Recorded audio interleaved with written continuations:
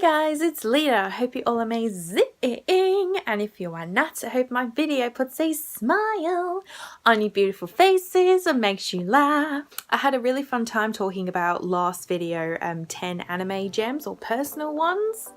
Really enjoyed doing that video, even though I said in the video it was going to be 20 minutes long, and no, it ended up being 30 minutes long. Yay! This video, I'm talking about something that I've not really covered for ages on this channel, which again, can't remember when that was, which is seasonal anime. I was kind of surprised there hadn't been like many discussion type videos that I'm doing now on this anime, and one that has been getting a lot of attention and I have been watching alongside Free, and that is Banana Fish. Just before we get into anything, doesn't the name just of this anime, Banana Fish, isn't it one of the most interesting names to come across, because people are like, what the hell? It sounds like something fishy. Oh god, that was such a terrible pun. Banana Fish this summer 2018 season has been one of the hottest talked about series during this season. That's why the title of this video is Banana Fish has been a hot minute. Seriously has, because I have thoroughly enjoyed watching this every week so far. It is so damn entertaining, but at the same time, it is heavy. So before we get into any more of what I want to talk about Banana Fish, let's give you guys actually what it's about if nobody has any idea. Funny thing about Banana Fish is that this is based off of the manga, which came out in 1985, and it is by Akemi Yoshida. And yeah, 1985. We are in 2018. This series is over at least 20 years old, and now we're getting an adaptation for it. That's kind of really, well, insane. Yeah, that actually something like that is even happening in this day and age. But then again, we got like adaptations like Sakura back. Banana Fish has actually been put in the shoujo genre. Probably got this weird look on your face like, what? Banana Fish is classed as shoujo. Back in the 80s, it was published in shoujo comic around this time as well. Two things that had me interested about Banana Fish right off the bat was the name, and that it was shoujo. I mean, how can you not be curious about this series? First I ever heard of this series was from my friend Naja, a good blogger friend, and she loves this series to death, and that's how I first heard about this series. When she first told me about this series, nobody was talking about it, and as soon as out of nowhere there was an announcement for the adaptation, and now it's here, it's like, it's the most hottest topic. Banana Fish is about a guy named Ash. As a runaway, he ended up being taken in as a child by a criminal boss, Papadino, we're going to call him. Trust me, when you start watching this series, you're not going to like Papadino. I do not like him at all for certain reasons. Being taken in by Papadino, he became the heir of the, well, as you can guess it, his group, or, you know, this is set in a mafia gangster settings, and Ash became a victim of sexual abuse as well, you know, and you can get along the lines of, you know, taking a young boy, yeah. And after a certain period of time, Ash had become so tired and wanted to break free away from Papadino. Ash then decides to rebel against Papadino. Things become personal when he finds out about Dino has something to do with what is called, as the title of the series, Banana Fish. Then we have Ash's brother, who is a war veteran from the Vietnam War. He ends up becoming mentally handicapped, and he just loses his marbles at some point and keeps repeating the word Banana Fish. So obviously Ash suspects that Dino has something to do with it. And of course, he wants to bring down Dino for his own reasons as well, not besides his brother. And that's when he ends up encountering a journalist named Eiji. And then Eiji ends up becoming involved in Ash's big mess when Papadino decides to go after Ash, since he knows too much. But seriously, it is more than that premise is. Because right now the series is up to episode 7, and so much has happened already in 7 episodes. Oh my goodness. Now, Banana Fish is not going to be a series for everybody. It deals with a lot of heavy themes. There's a lot of death. I'll put it in a nice term. A lot of, you know, sexual graphicness in this. And I think you honestly can get my drift by now that yes, the series comes with a lot of heavy baggage, and honestly all of this heavy baggage is surrounded on our character Ash. Studio who's doing it, Studio Mappa, props to them. The animation has looked absolutely amazing throughout. Looks so intricately detailed, and I love how they've created this retro urban vibe of New York. I just absolutely love it. Studio Mappa have sort of built up a name for themselves, because one of the first ones they ever did was like Kids on the Slope, which I have yet to watch. Then they did such titles as Ishiya Shiki, how you say it, from last year. And have to talk about the opening theme to Banana Fish. Oh god, the opening theme is called Lost and Found, and is by That Lost Prophet Said. It was not what I expected when I first heard the opening theme. It is a mixture of rock melody and like death metal. When I listen to this song, it just instantly makes me think of Ash, because Ash has a lot of heavy baggage with him, as I said before. He's been through a lot, he's seen a lot, and you know, he's been a victim of abuse, sexual abuse, and you know, how the dude holds himself together, his composure, while inside it's like he's crying inside. Whenever I listen to the song, I think of Ash.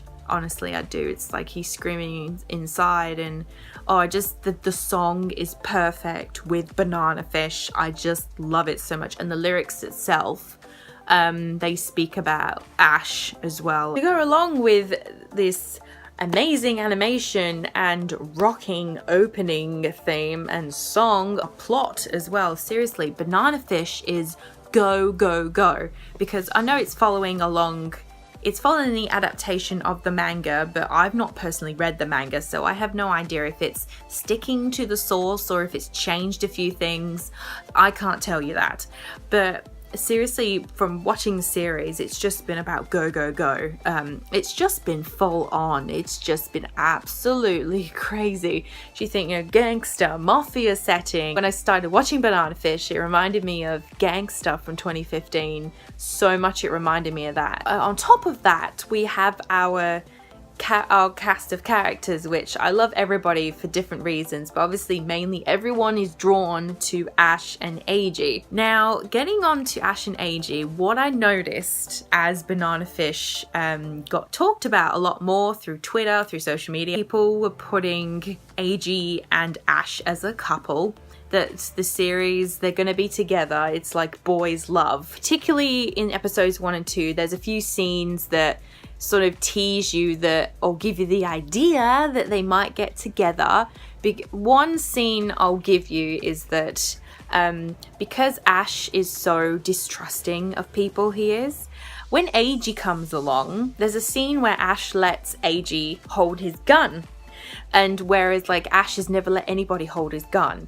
That's like a sense of vulnerability for Ash. He's opening himself up, leaving himself like vulnerable. And that's how I read the situation anyway, but that's just an example. Scenes like that, and oh my goodness, there's some other scenes, oh my goodness. I cannot lie and say that I wasn't one of those people that, you know, had those thoughts crossing my mind, but at the same time, having discussions with my friend Naja, who absolutely loves this series, and I'm going to link a post down below that she wrote about Banana Fish and Eiji and Ash's relationship, talking about, do we have to put labels on relationships? I wrote a recent piece on Banana Fish talking actually about this, what I'm talking about now, their relationship, and calling Banana Fish a clever shoujo complex, because Eiji and Ash's relationship is anything but simple. It is quite complicated because it's never fully established in the series so far from watching it that if they are friends or if they are a couple. Now, I can't blame anybody that would think that they're going to be a couple, because honestly it's left open to your own interpretation with this series, and that is what Naja describes in her post that Yoshida does, the author. This is where it comes in that Banana Fish has been classed as a shoujo, because she doesn't define AG and Ash's relationship or puts it into a perspective if they're lovers or their friendship. She just didn't define that. She left it open to people's interpretation. Of course, it's, you know, with particular scenes and that, no wonder people are thinking that, oh, they're going to end up together. Author Yoshida has dipped in and out of boys' love themes, because we know boys' love themes, as, and particularly in Japanese media, is that, you know, it's all about smut, sex, and there's just no real foundation of relationship. That is just all about, you know, kinky crap when it comes to boys' love. And that is not the case with AG and Ash's relationship. It is very complex with those two. Because, you know, right now, you could define it even as there's a deep bromance. Because it's clear that AG and Ash are going to rely on one another a lot during this series about what they're going to go through, going up against Papadino. Who knows what Studio Mappa's going to do with it? Are they going to leave them as Yoshida did? Not friends, lovers? Or are they going to do their own interpretation of putting them as staying friends? Or they become lovers? I don't know, honestly. I just can't see them as friends or lovers, because the series just teases you with that. But at the same time, I don't feel that there should be a label already put on AG and Ash's relationship, because it goes so much deeper than that. And in terms of Ash and AG as characters, of course, I love Ash. I see him as a tough cookie, but at the same time, love seeing these little bits of vulnerability as well. And I'm hoping that maybe he'll open up a lot more. And then AG, now you think AG, this weak character who just, you know, lets Ash save him all the time, but no. There has been a few moments already in the past 7 episodes. AG surprises you, you know, not the most confident person, but, you know, there have been times where a backbone has come in and AG just surprises you. I just love how AG and Ash interact as well, and just of how Ash already comfortable with AG already. I am absolutely loving Banana Fish right now. This series is not everybody's cup of tea, but if you do want to watch Banana Fish, it is streaming on Amazon Prime. Wish Crunchyroll would have got it, but no, of course not. Viz Media this year, Anime Expo, announced that they were going to reprint the entire manga series, all 19 volumes, which is another amazing thing as well. I think it's a great thing for this old series, and I love that now people are starting to know more about it, and obviously I want to read the manga. I just want everything to do with Banana Fish. Anything I mentioned in this video will definitely be linked down below. I hope you enjoyed this discussion on Banana Fish. I'm glad I got to talk about it finally. Yes, because seriously, Banana Fish is like, whoo! It's been a hot minute. Let me know if you have been watching Banana Fish. What do you think about Banana Fish?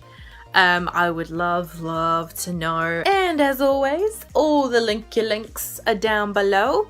And I got a doozy for you for next video. I'm kind of excited for next video. I'll see you guys in the next video. Bye!